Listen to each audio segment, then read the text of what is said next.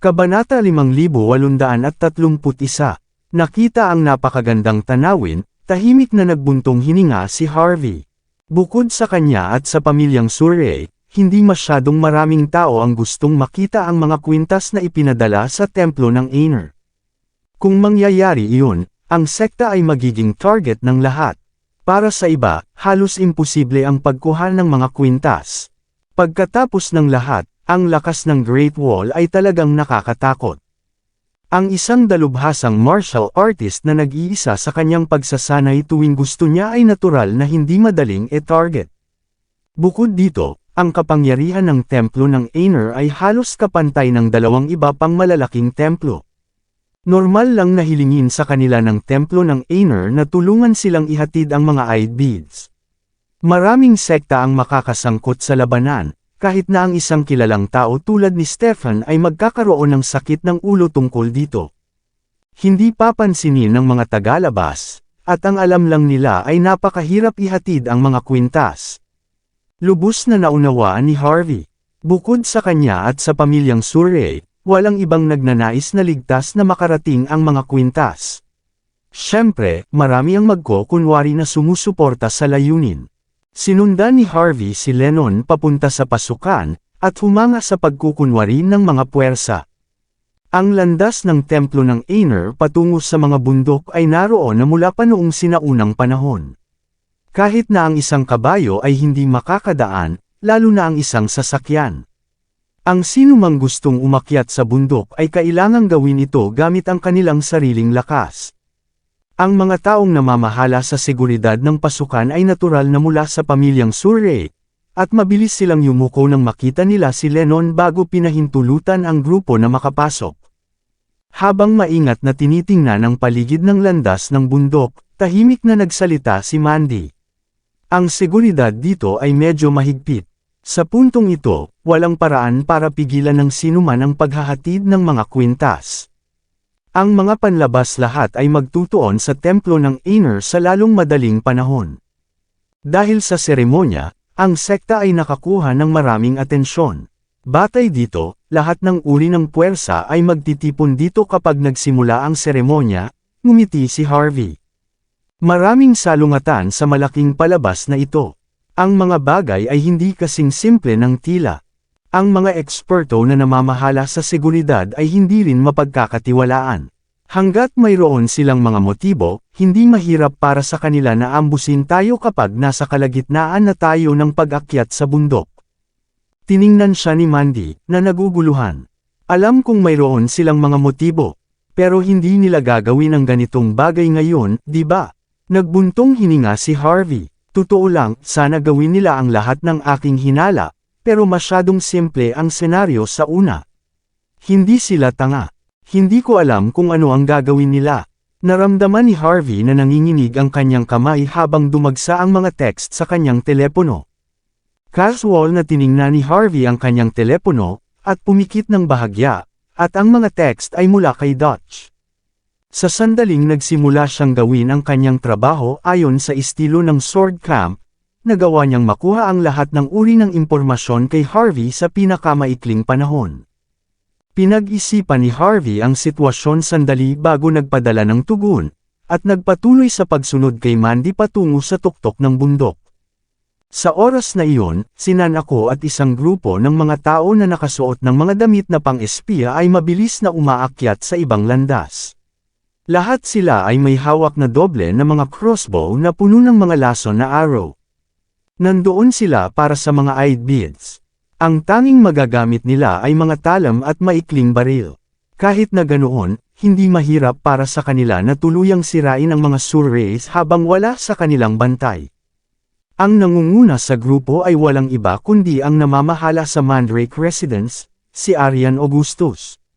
Mabilis silang nakarating sa Trail to Heaven.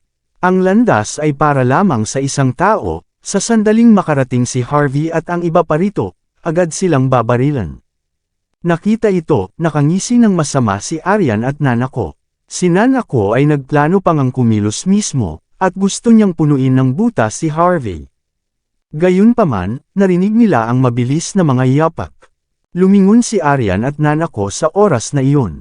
Sino iyan? Ako si Romana Klein. Natutuwa akong makita kayo, Master Aryan, Miss Nana ko. Dahan-daang pinunasan ni Romana ang kanyang baril bago naglagay ng suppressor. May mga utos si Sir York. Siya at ang kanyang asawa ay sa wakas nagawang magkasama. Ayaw niyang masira ang mood bago siya makarating sa guest hall. Isa pang bagay, dahil ang mga kwintas ay para sa templo ng Aner, wala silang magagawa kundi kunin ito. Naiintindihan mo ba ako? Ang mga itim na baril mula sa bawat direksyon ay nakatutok kay Aryan at Nana ko. Nakita ito, nagmukhang nakapanghihinayang ang kanilang mga mukha. Sa oras na iyon, nakadaan na si Harvey at ang iba pa sa Trail to Heaven. Biglang tumangala si Mandy habang nasa harap niya siya. Narinig mo ba ang isang bagay, Harvey? Ano?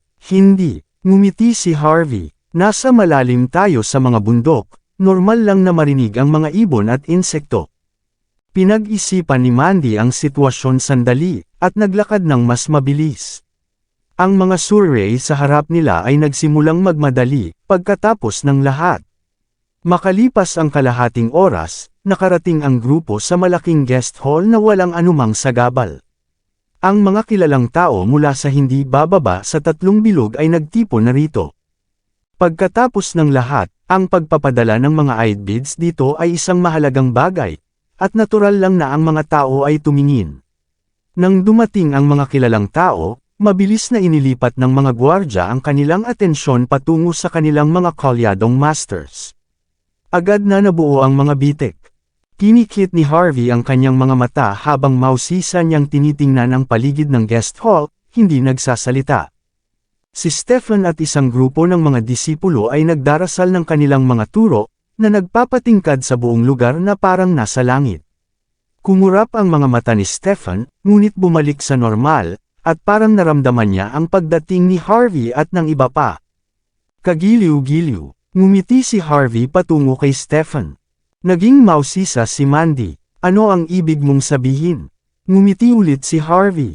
Hindi ako gaanong marunong. Ito ang unang pagkakataon na nakita ko ang lahat ng mga monghe na nagtipon upang ipagdasal ang kanilang mga turo. Pero nagdududa ako kung may taong magnakaw ng mga kwintas ngayon, tatayo ba ang mga monghe laban sa mga nagkasala? Tigilan mo ang paggamit ng iyong kamangmangan para palakasin ang iyong tapang, Harvey. Senggal ni Julie bago pa man makapagsalita si Mandy. Si Mr. Stephen at ang iba pa ay nagdarasal ng Thousand Sutra ngayon. Hindi man lang sila kikilos kung may papatay sa kanila, lalo na kung magnanakaw ng mga kwintas. Ganoon ba? Nagkibot balikat lang si Harvey. Mukhang hindi kasing dali nang iniisip natin ang huling hakbang. Malamig na tumawa si Julie matapos marinig ang mga salita ni Harvey. Marahil, pero huwag kalimutan. Dahil nandito si Rhodes, sino ang magiging ignorante para gawin ang ganoong bagay? Kung gagawin nila iyon, dapat mayroon silang hangarin na mamatay. Nagpakita ng kalmadong ekspresyon si Rhodes at tumango kay Lennon, hindi pinapansin si Harvey. Hindi tayo dapat mahuli, Mr. Lennon. Tama, ngumiti si Lennon, at naglakad na may hawak na mangkok. Maraming tao ang nakatingin sa kanya. Alam ng lahat na sa sandaling makapasok ang mangkok sa guest hall, ang mga kwintas ay magiging pag-aari na ng templo ng Aner. Kumurap ang mga mata ni Stephen nang makita niya ito. Hindi niya maintindihan kung paano nagawang tawagan ni Lennon at ng iba pa ang daan patungo rito nang hindi nasasaktan. Niloko ba ako ng mga Islander na iyon?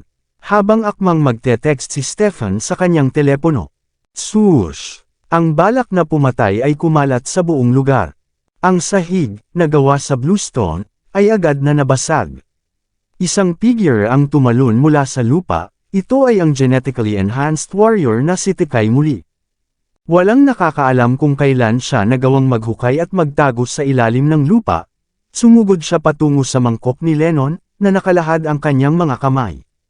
Nanginginig ang buong katawan ni Lennon, at sinipa siya sa lupa, hindi siya nakapag-react sa sitwasyon.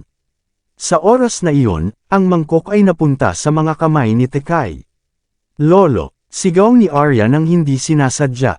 Agad na nagbago ang ekspresyon ni Ernie. Mabilis. Kunin ang mga kwintas. Sumugod ang mga gwardya ng pamilyang Surrey nang matanggap ang utos. Ikaw na hayop, paano mo nagawang magpakita ng kawalang galang na ganito? Si Rhodes, na nakatayo sa tabi ni Lennon, sa wakas ay natauhan. Hindi ka ba natatakot na mapatay kita? Isang hakbang pasulong si Rhodes, na pinigilan si Tekay. Iniuutos kung ibaba mo ang mangkok. Pagkatapos noon, humingi ka ng tawad kay Mr. Lennon. Kung hindi, sisiguraduhin kong mamamatay ka ng masama. Galit na tinitigan ni Rhodes si Tekay, ang nangyari sa Mandrake Residence ay nagpalaki ng kanyang ego. Tiyak siyang luluhod si Tekay kung magsasalita lang siya. Tumigil ang mga Surreys nang marinig ang mga salita ni Rhodes sa isang napakahalagang sandaling ito. Ang mga kilalang tao sa paligid ay nanunood din ng may paghanga. Hindi ba iyon si Young Master Rhodes? Siya ay isang disipulo ng Cronin Temple, at pati na rin ang batang Panginoon ng pamilyang Wright. Ang lalaking nasa harap niya ay dapat na isang genetically enhanced warrior. Napakasigla niya, nang ahas siyang hamunin ang isang tulad niya. Hay! Ito ay hindi mo alam. Ang mandirigma ay nagpakita na noon, ngunit siya ay lubos na natakot. Hindi malamang alam ng mandirigma na kasama ni Mr. Lennon si Young Master Rhodes. Hindi siya magpapakita kung hindi, kahit na mayroon siyang lahat ng lakas ng loob sa mundo. Tumingin si Julie sa likod ni Rhodes nang may katuwaan, ang kanyang junior ay palaging tatayo sa pinakamahalagang sandali. Sa ganitong paraan, ang reputasyon ng Cronin Temple ay tataas ng higit sa templo ng Aner. Hindi pinansin ni Tekay ang kaguluhan, at automatikong tumingin sa direksyon ni Harvey. Nakitang wala siyang balak na lumapit, sumimangot si Tekay kay Rhodes. Sabihin mo ulit iyan, bata, malamig niyang ungol. Sinasabi kong ibaba mo ang mga kwintas at humingi ka ng tawad kay Mr. Lennon. Hindi mo ba ako naiintindihan? Sigaw ni Rhodes. Tinuro niya si Lennon. Binalaan na kita, pinoprotektahan ko ang mga Surreys. Ang pagsalungat sa pamilya ay nangangahulugang pagsalungat sa akin. Hindi mo ba naiintindihan? Mukhang mapagmataas at masaya si Julie, at lumapit upang ituro si Tekay. Wala akong pakialam kung sino ka, ngunit binigyan ka na ng pagkakataon ng aking junior. Kung ikaw ay patuloy na magiging matigas ang ulo, hindi mo makakayanan ang mga kahihinatnan ng pagsalungat sa kanya. Ganoon ba? Nag-freeze si Tekay, at malamig na tumawa. Bakit hindi mo ulitin iyon? Sa tingin mo ba hindi ko kaya?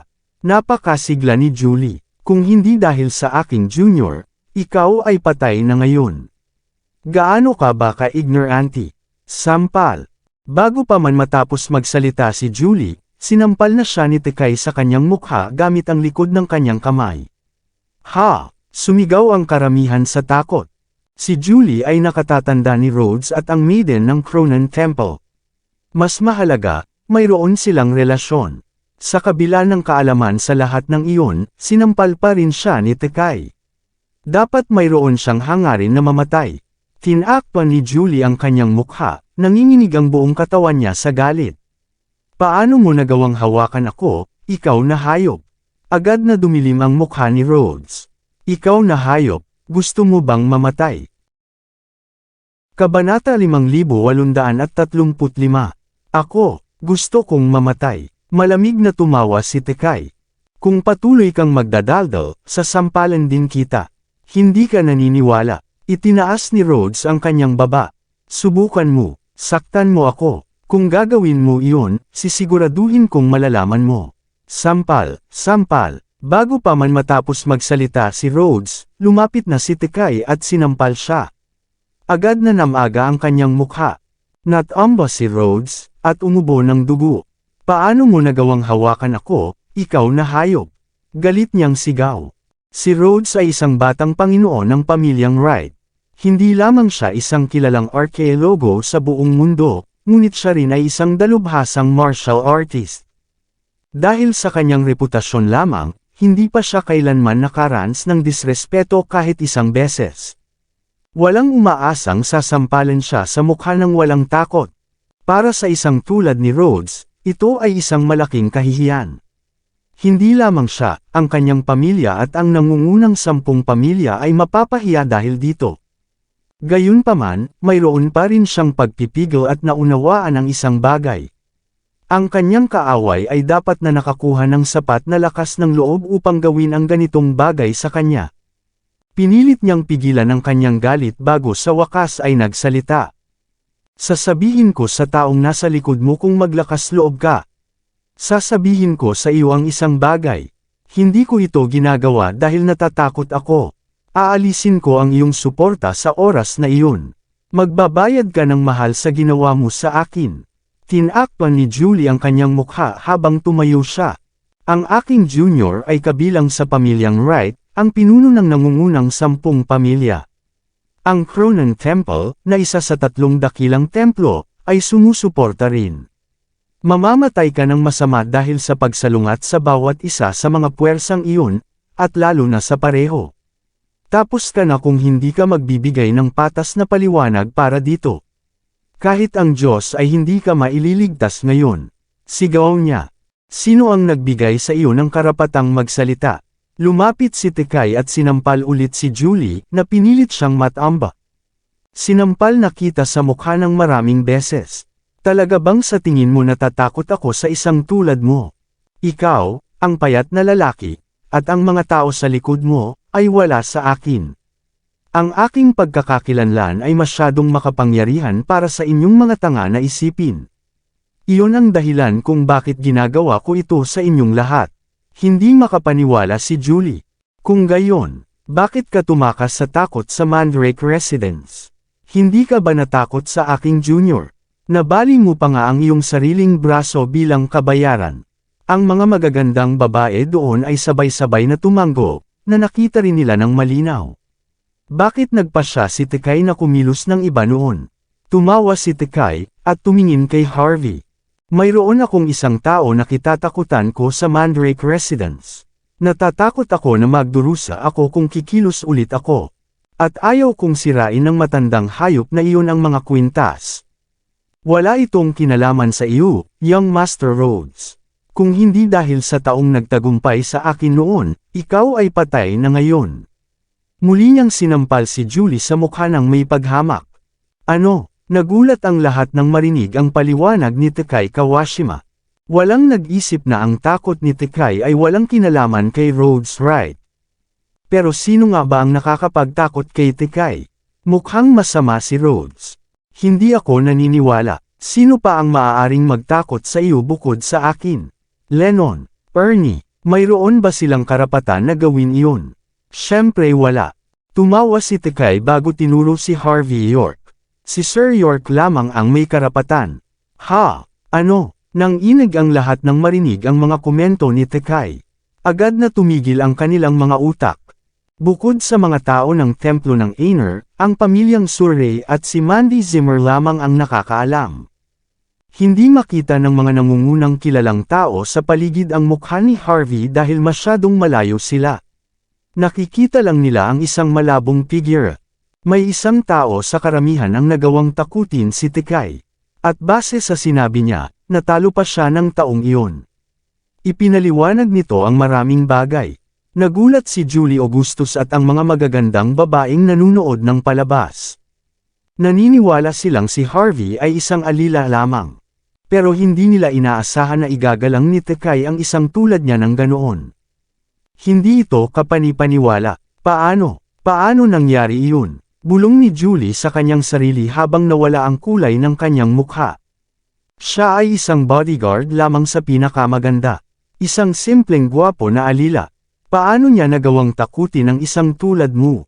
Kung tama ako, ikaw ay isang dalubhasa na halos katumbas ng isang Diyos ng digmaan bago maging ganito.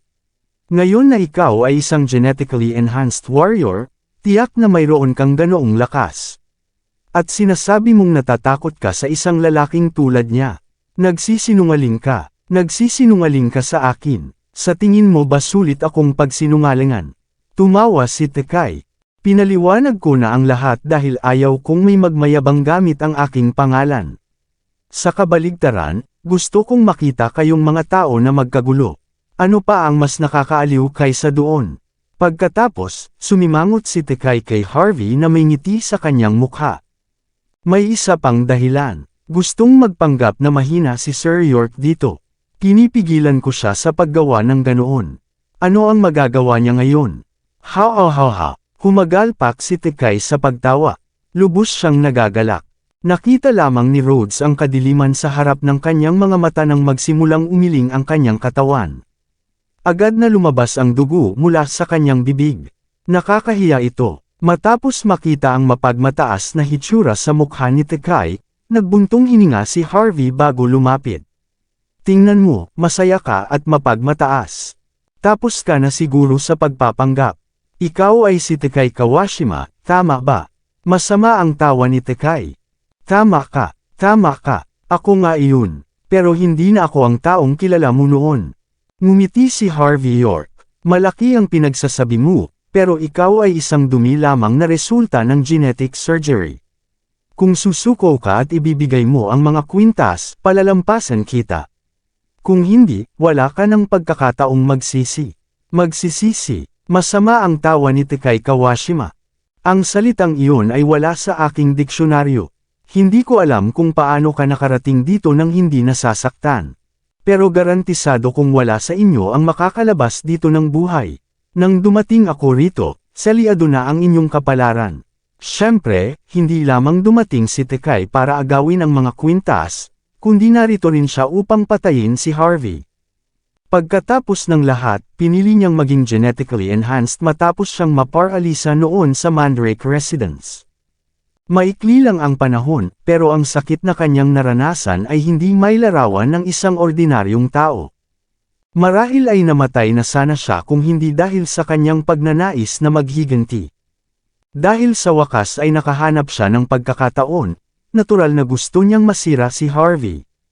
Hindi na nag-abalang makipag-usap pa si Harvey kay Tekay. Dahil inilantad na siya ng matanda, hindi na niya balak magpanggap.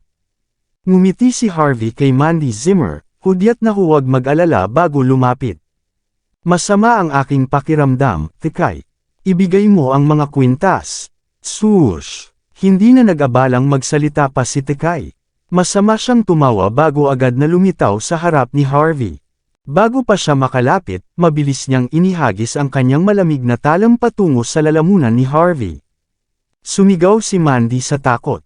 Hindi niya naiintindihan ang martial arts pero masasabi niyang mapanganib ang galaw na iyon.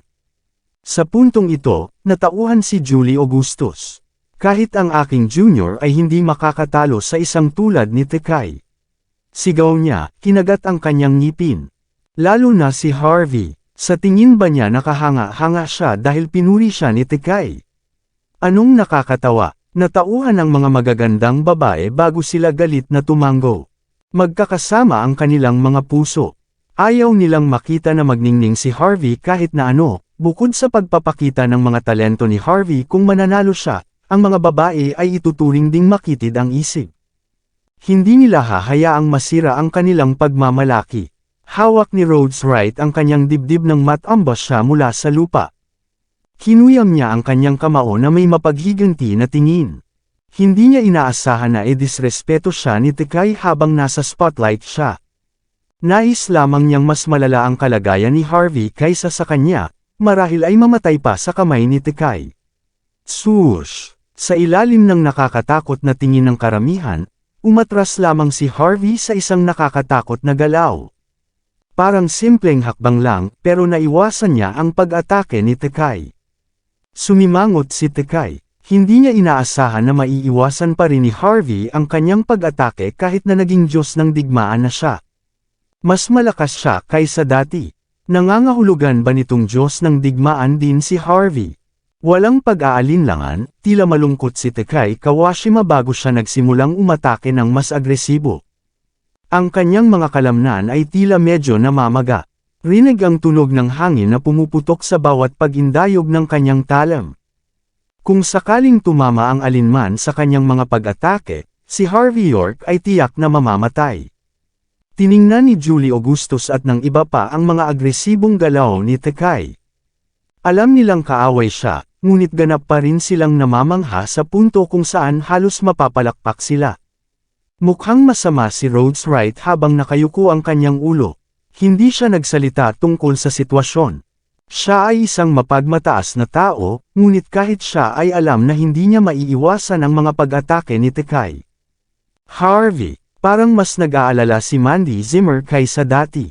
Hindi na kailangang mag-alala, Miss Zimmer. Si Sir York ay may pambihirang talento. Inutusan ni Lennon ang pamilyang Surrey habang inaaliw niya si Mandy.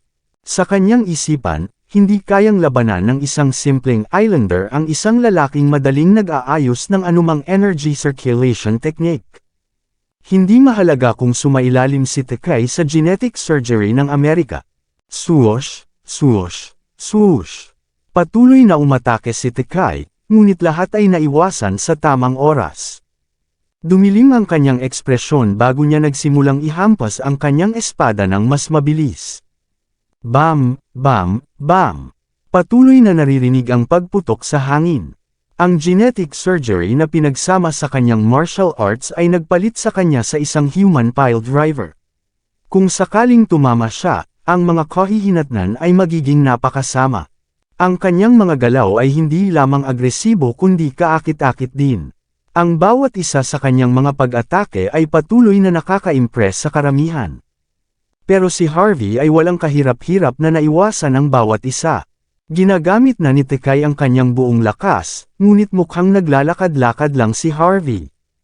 Kahit si Stephen Augustus, na nagpapanggap na nagdarasal ng kanyang turo, ay gustong patayin si Tekay nang sumimangot siya sa direksyon ng laban.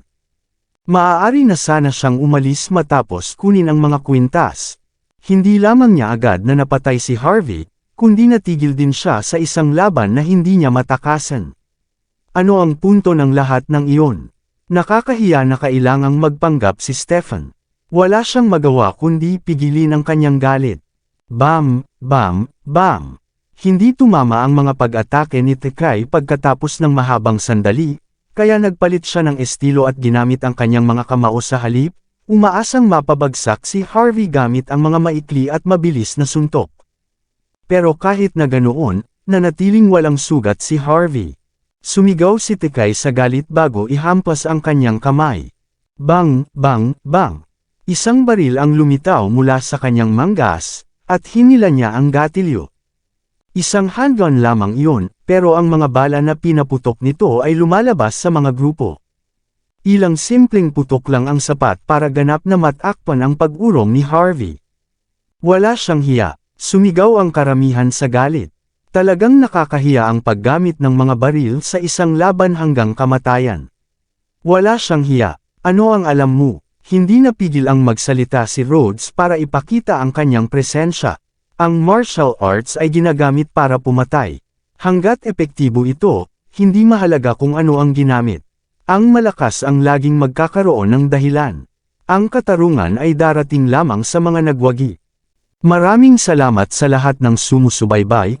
Please subscribe and follow my YouTube and Facebook channel, Filipino Novel. Maraming salamat po. Kung nagyayabang ka, bakit hindi ka ikaw ang makipaglaban kay Tekay? Sigaw ni Arya Surrey nang marinig ang mga komento ni Rhodes Wright. Agad na dumilim ang mukha ni Rhodes nang masamid siya sa kanyang mga salita. Sapat na, manood kayo ng mabuti. Agad na pinigilan ni Lennon Surrey ang dalawa nang sumimangot siya sa tanawin sa harap niya. Bam! Mabilis na umatras si Harvey York bago niya inihagis ang kanyang jacket pasulong. Tumama ang mga bala sa jacket bago napunta sa gilid. Masama ang tawa ni Tekay Kawashima nang agad siyang lumitaw sa harap ni Harvey at inihampas ang kanyang mga kamao. Swoosh! Tulad ng dati, umatras si Harvey para iwasan ang pag-atake sa sobrang lapit. Bam! Ang lupa kung saan nakatayo si Harvey ay ganap na naging mga labi. Lumipad ang mga labi sa lahat ng dako. Nakakagulat ang tanawin. Hayop! Mamatay ka! Gumamit na si Tekay ng lahat ng uri ng galaw, pati na ang paglabas ng kanyang baril para lang patayin si Harvey. Pero hindi pa rin niya nagagawa. Naramdaman niyang bumilis ang kanyang paghinga. Agad na tumindi ang kanyang mga nerbiyos. Natatakot siyang matalo ulit. Galit na galit siya. Sa kanyang isipan, tiyak na mapapahusay ng genetic surgery ng Amerika ang martial arts ng island nations.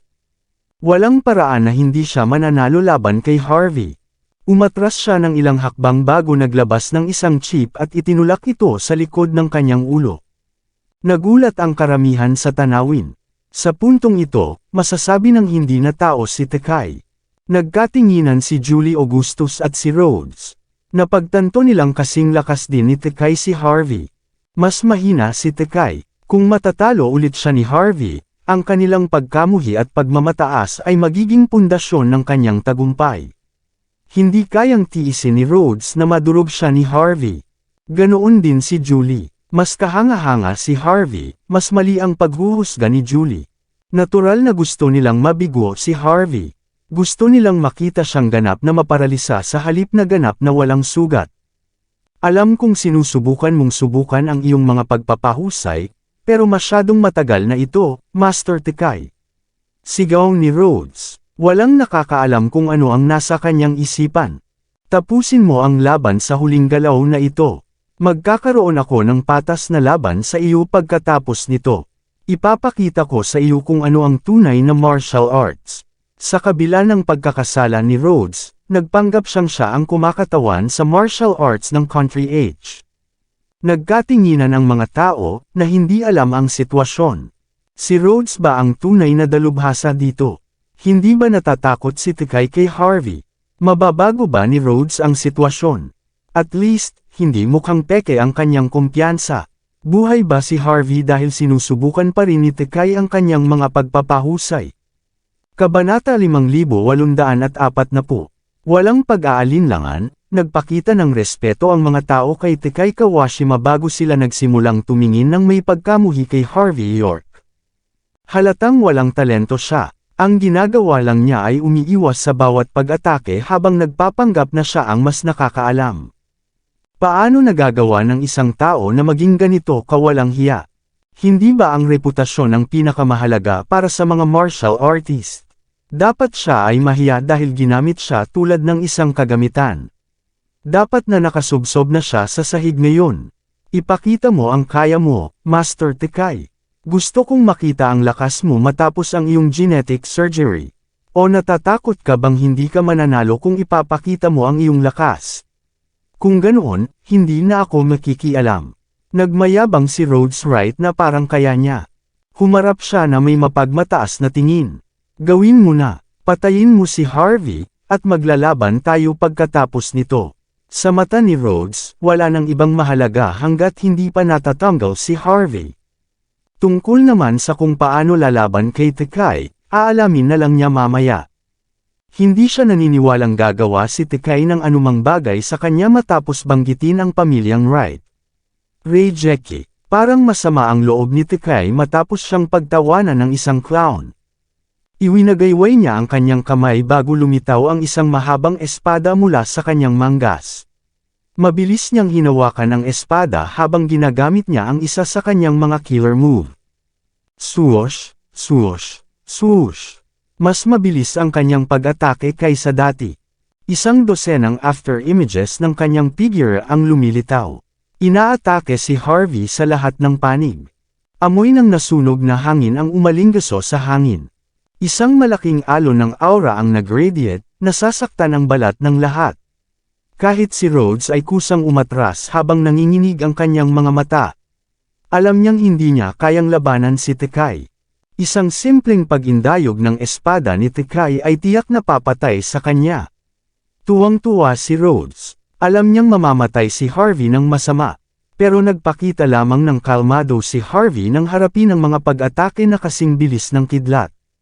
Para sa iba, ang mga pag-indayog ay kasing bilis ng kidlat, pero para kay Harvey, parang pagong lang ang bilis.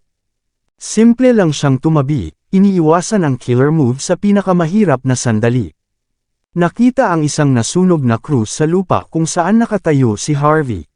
Sino man ay agad na masusunog kung tumama ang pag-atake. Pero nanatiling walang sugat si Harvey. Ano ang ginagawa ni Tekai? Balak ba niyang takutin si Harvey hanggang sa mamatay? Gusto ba niyang pagdusahin siya? Kahit na ganoon, walang silbi ang pag-aksaya ng napakaraming oras at enerhiya. Mas maganda kung putulin ang bawat isa sa kanyang mga paa at tapakan siya. Tama ba? Ang mga Islander na ito ay hindi maunawaan.